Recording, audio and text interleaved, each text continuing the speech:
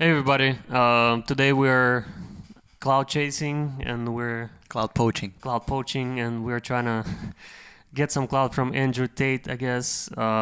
Let's see what his takes are on making money. And the first video that we're gonna watch is how Andrew Tate got rich from, I guess that's Andrew Pompliano's podcast. Yeah. And he's telling how he got rich. So Let's go. let's see it. I first made my millions of dollars. The first time I ever became a millionaire was with Webcam Studio. Oh, really? I didn't know that. Yeah, this is how I first ever made money. I mean, I was a kickboxing world champion, but kickboxing's not boxing, right? Yeah. So I'd make like $100,000 a fight. You fight 2 or 3 times a year. You pay 20% to your manager. You pay taxes, but you're not rich. So you get like Rich. 30 to 40% of the money. Yeah, and I didn't consider myself rich. Like 30, 40 grand chunks, what, twice a year, maybe 3 times a year. Living in London, London rents, need a car. You're trying, like you're not rich in any way. And that's don't need a actually car the in reason I London. retired, because I woke up one day and I thought, I'm giving 6 hours a day of absolute focus and energy to this. And I believe I'm smart enough that if I put that much tenacity into something else, I can be a multimillionaire. I truly believed that. I was like, I've realized now I've reached the pinnacle of kickboxing. My choice is either to change over to MMA, which I was offered to do earlier in my career, but at the time the kickboxing contract paid more money. I had to pay the bills, so I went kickboxing. Change over to MMA, learn to wrestle, change over to UFC, blah, blah, blah. But this is also like 7, 8 years ago where even the UFC didn't pay the money it pays now. But the UFC still doesn't pay that much money from what I understand. No, if you're like top 5 or champion, yeah. But most of the dudes you're going to see there in the prelims, they're getting 10 grand a fight, 9 grand a fight. It's nothing, right? So Would you fight for 10 grand? I wouldn't even. Hell no. I mean, if it's your passion and if you really want to get to the top place. Yeah. Well, yeah, I guess, and yeah, if it's your profession, right, and if like, probably I mean, it's you not wanna, your profession if you're making 10 grand a fight. Like, how many fights are you going to have? Like 2, 3 a year? Maybe. Yeah, I guess, yeah. And you have to condition yourself to each one. It's like 2, 3 months of prep. I guess what I was trying to say, like, if this is one of your life's goal to become a really good fighter and gain recognition among people, like gain more fans, or just prove to yourself that you're really strong and that you're a really good fighter, then probably yes. But if it was just to earn money, 10 grand, Yeah. probably not. Probably not. That's tough though. Even if you make 100,000 a fight, like after, as he says, everything's done, like you left with 30 grand. Like Yeah. You fight 2, 3 times a year, maybe 4 if you're like super good. Yeah. And it's also, and there's a lot of limitations too, right? Like when you're preparing for a fight, it's not that you can leave consume alcohol or I don't know, just have a lot of fun, right? You have to be very strict and disciplined. You gotta train every day, maybe Yeah. twice a day. Yeah, if That's not crazy. more. Yeah, not worth it. But I guess unless you make millions from it. it'd be like starting my career all over again. And at the age of 28, I thought I don't have the gumption to start again. I've been through hell for this. I've broken my hand 8 times. My ribs have been broken. I don't want to do this all over again. So So what do you do when you realize that, hey, maybe I don't want to keep fighting? I decided to get rich. What does that mean to you? When you're sitting there, you're getting, $30,000, $40,000 kind of net on a per fight basis. Is rich to you like, hey, I want a couple $100,000, $1 million, $20 million, $1 billion? I wanted 30 or 40,000 every month. 30 or 40,000 every month, so about $500,000 a year, give or take. I thought if I had that much money, I could do it. That's what he wanted to get when he was fighting, right? Like 30 to Yeah. 40K per month. Yeah. That's a good goal. Yeah, it is. I mean, you can. He definitely overshoot. Yeah, but you can live well on 40 grand, I think. On 40 grand a month. Yeah, how much is that? And it's like 480 per year. Yeah, after tax, 20. But yeah. Whatever I wanted. Okay. That's what I decided I So wanted what's to step do. 1 that you do? So step 1 is, maybe that's how we ended up here together, my friend. Step 1 is, I decided to be very logical about it. Chess player, right? So it's like, I want money. What is money? How do banks work? How does credit work? What's fractional reserve banking? All these things we now know to be the biggest cons of the century, right? So I'm sitting there researching money for days and days and days. And then I get more mad because I'm like, whoa, money's trash and I don't have any. Now I'm really annoyed, right? I thought like everyone else did that, everyone puts their money in the bank and the bank takes some of other people's money and lends it out. I didn't know they invented it from the sky. I still at that point thought money was linked to gold. I didn't know nothing. So I'm learning all this stuff and I'm getting really angry. I'm like, now this is really annoying me. So anyway, I had a piece of paper there and I'm in my research phase and it start writing down some dude on YouTube. I don't know who he was, some dork. He was a pro gold guy. This is before, maybe Bitcoin was probably around then, but like early. He was a pro gold guy saying buy gold, buy gold, buy gold. And he was saying the difference. Yeah, I just wanted to make a quick comment on like the fact that money is trash. It's interesting how like that ideas get promoted by a lot of people on like social media who made some money. And I think the most prominent one, or one of the most well-known ones, is Robert Kiyosaki. Like when he says that debt is the asset, so you don't really need to pay off your debt, or like something like that. It's just quite hilarious. I mean, there is some truth to that, right? Like how you can utilize that and how you can take advantage of it, but how they sell it or how they position it, it's like, yeah, that is the asset. Like money is, because it's not backed up by any gold, or like it's nothing, it's trash and blah blah blah. It's an over exaggeration, I think. Of course, money technically it's a trash. It's like nothing, but it's also how we all agreed our social contract is set up. So we accept money as a means of exchange of value. So it doesn't have to be something of value for us to like account. As long as everyone agrees on it. An accounting unit. Right. Money is. Yeah. So it's like, it's nothing pretty much, but it is how we count like value. So I don't know, like this argument, it makes sense because if you think about it, like they can, like last 2 years they created $5 or $10 trillion out of like, nothing, out of thin air, just materialized it. And by they you mean Federal Central Reserve, banks. I don't know, like if you think Euro probably emitted same amount of money, like trillions and trillions of dollars. Chinese economy, Japanese economy, just printed like $1 trillion recently. So like they just create trillions and trillions of dollars out of thin air just from nowhere. And then people are scrapping by trying to make $2,000 a month for like hard, heavy labor. In third world countries, they're working for like $10 a month. Like and they like it's just a number that they create. So it kind of has validity to it, but it also is. It's more complex than that, but I understand his point of view. Yeah, I guess. I mean, it doesn't have like a real value, right? Once you get some real asset or financial asset with your money, right? Then I guess it doesn't become trash anymore. Yeah.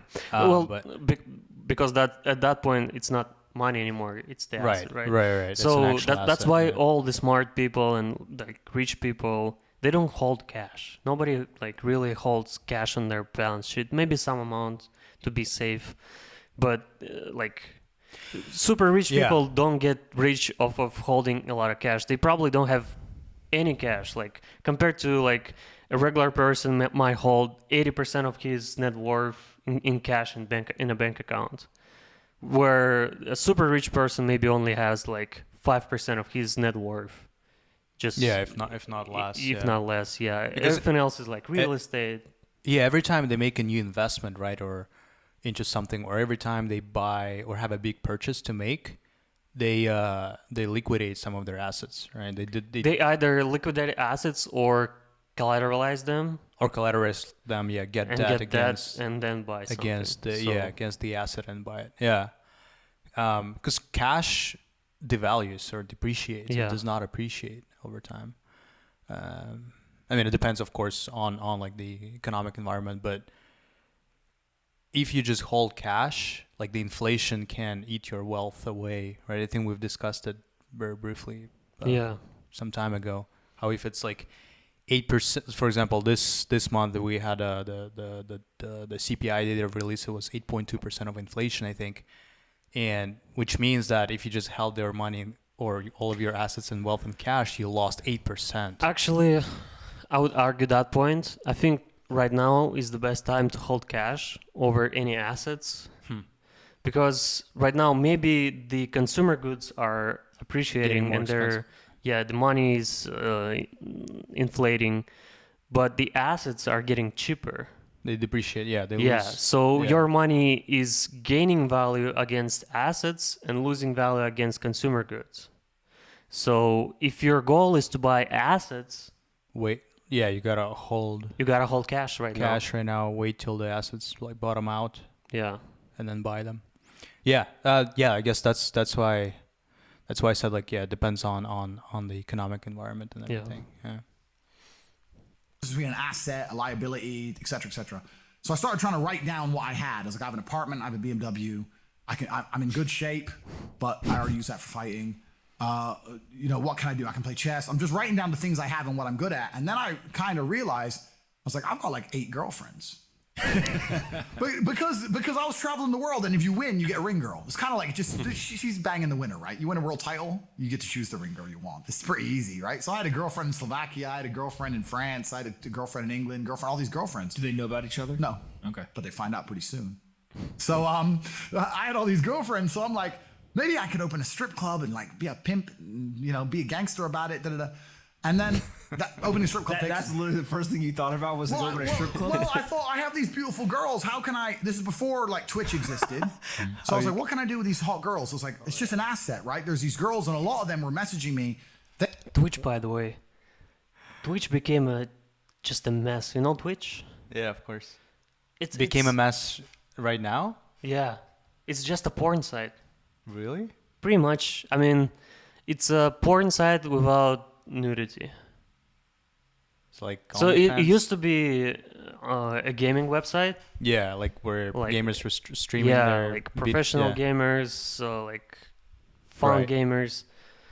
Right now it's just they even have a section called hot tub section, where girls just half naked getting in hot tubs. Holy shit. And like every other video is just like the girl with a huge cleavage sitting on a stream, just like, oh, thank you for donations, I'll write your name on my tits. Yeah, crazy. Why? Or I guess, and what about the gamers? Like, what platform do they use? Well, the gamers are still there. Okay. But it's getting taken over by this. I guess they probably wanted to get like market share of like what OnlyFans does, right? Mm-hmm. And that's probably like one of their strategies. Yeah. Interesting. But is it still a major platform for game streaming? Yeah, of course. But okay. But it's I would probably not be surprised if there's more money that is being made from like this like erotic streamers than gaming. Yeah. And of course, when you see the money, the organizations and corporations tend to kind of swing that way. And who owns Amazon? Twitch? Amazon. Huh. Interesting. Yeah. Interesting. They thought I was this millionaire world champion. They all wanted to come London, live with me, and thought I was a big boy millionaire and all this stuff. So it's like they do because of social media. Well, partially because of that, and also because they met me. I turn up, I fight, I win the world title, I leave. We're texting each other. They assume I'm this big boy, right? So I'm kind of like, what am I gonna do? What am I gonna do? I thought, man, I investigated strip clubs, way too much money. But this asset class of beautiful women was kind of on my mind for a few days. And then by absolute coincidence, I stumbled upon somewhere on the internet. I was on one of those websites where you used to download like free games and bullshit from. And in the corner somewhere it said, hot girls want to talk to you now or something. I said, hot girls. So I clicked on that, not because I was interested, but because I thought I have hot girls. And it was one of those webcam websites. And I was like, so these girls sit here and talk to dudes for money. So I'm gonna get my girls to. And they're naked. They're just talking. How does it work? It's 50-50. I mean, it depends on the girl, depends what she wants to do. But the majority of the job is not based around being naked. The majority of the job is based around being entertaining and being easy to talk to. And the guys who are talking to you need to find you, that you need to remember their name, remember their dog's name. You have to be smart. You can't just be a girl and be a bimbo and be naked and make money. You have to be really smart, charming, interesting, happy all the time, positive. Mm-hmm. And I thought, I'm going to try this. So I messaged all 5 of my girlfriends, told them I had a job for them, explained to them what I was going to do. I was going to launch this company. 4 of them agreed. All 4 flew in, sat them around the same table. They were all like, who's she, who's she, who's she? I'm like, they're all my girlfriends. 2 more left. And then 2 stayed. And that was the beginning of my little attempt at a webcam empire. And I put the girls there. And my role in it all was I did all the tech side of stuff, which is the first thing, of course. And then also, and I get called a pimp a lot. But and the reason I use the term is because I don't see it as a negative term. I see it as positively inspirational and motivating person. I'd motivate the girls. I'd make sure they did their job properly. If they had a bad day online, I'd come up with a good excuse for them. Oh, it's been a football game. It's been really busy. Don't worry. You're so beautiful. Don't be upset. You did better than her. You did the best today. I keep everything organized, put the schedules together, all that kind of stuff. And is it hard? It's hard because women have to want to work for you. Okay. Women have to want to obey you. That's what's hard. And you don't do that. This is one of the biggest misconceptions. I really want to clear this up. People in the movies and stuff, pimps are like aggressive, mean men. Complete opposite. Pimps are more like James Bond. James Bond's a pimp. He sleeps with a girl to get information. He doesn't care about her. He is absolutely and utterly a pimp. He doesn't hit her. He makes her love him. She does what he wants. He uses sex as a weapon to reward her, and then he disappears. That James Bond is absolutely and utterly a pimp. So I say pimp because everyone calls me a pimp online, tries to go, haha, you're a pimp, like I'm gonna get offended. It's like, no, beautiful women wanted to work for me, and they wanted to work for me because I displayed supreme competence. And they knew if they worked for me, they'd make a lot of money. So whenever I was out, I'd meet a waitress and say, well, you're working 10 hours a day for pennies. You can work 10 hours a day for me, make 10 grand a month, 20 grand a month. And over time, I just built up this big little empire of webcam girls. At one point, I had 4 locations, 75 girls working for me. And I was doing when you say locations, like, explain what goes into a location. I just rent houses. All right, so you rent a house, and in the house, you just literally, hey, go live here. There's like technology set up, and then you can basically just sit in front of the computer and literally be on the other end of one of these webcams, and guys are paying by the minute, by the hour, or whatever, to talk to you. It's their choice whether they are doing it fully clothed, just talking, getting naked, whatever, and then you're taking some cut of it. Yeah, basically. So I had girls who would live in the house, and that was pretty impressive. I just broke down the webcam business. Bang, you done it, man. You nailed it. No background information. Yeah, you nailed it. You nailed it. You nailed it. So the girls who lived in the house would have set amount of hours they want to do, and then we'd have rooms that they could book in and do X amount of hours. A girl could come and do 1 a week or whatever. We'd have rooms they could share. And then, very much exactly like you said. They'd go online, they'd do their hours, they'd have their regular customers, they'd get their money. And then I'd take around half of the money, around 50%. You take 50%. Around 50%. Okay. Is that high or low compared to the rest of the industry? I'll tell you why it's very low. It's low because every time a girl would quit and try and do it by herself, she'd make a fraction of the money overall because she hasn't got the instruction, she hasn't got the motivation, she's just lazy with it, right? And women have a very different mentality to money than men. If you show a woman how to make $1,000 in an hour, she'll think, I only have to work an hour a week. Whereas if you show a man how to make $1,000 in an hour, he thinks, I can make $18,000 a day. That's the difference between us. So if I had a girl working for me making $20,000, she got 10, I got 10. If she quit, she'd make 3 for herself. Exactly. Well, I guess that finished pretty quickly. Yeah. I don't know. Like, that makes sense because even today, all of these, even OnlyFans, they don't work by themselves. They definitely have like their own managers, agencies, management companies, and they like the chances are. So on OnlyFans, how it works is, I guess they buy a subscription and then they can text the girl for money, and they have to pay to text her. Yeah. And when they text her, it's usually some dudes who respond. Who actually do that. From this agency who gets paid probably minimum wage. Yeah, and that that makes sense. And I think it's like a typical situation where you don't want to have the biggest piece of the pie.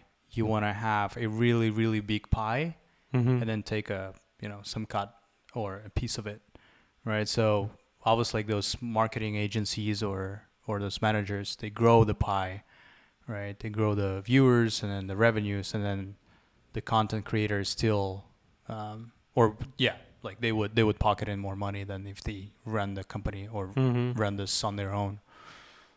But the major winner is still the agency owner, right? Yeah, but it's a win-win for everyone, I guess. Yeah. Yeah.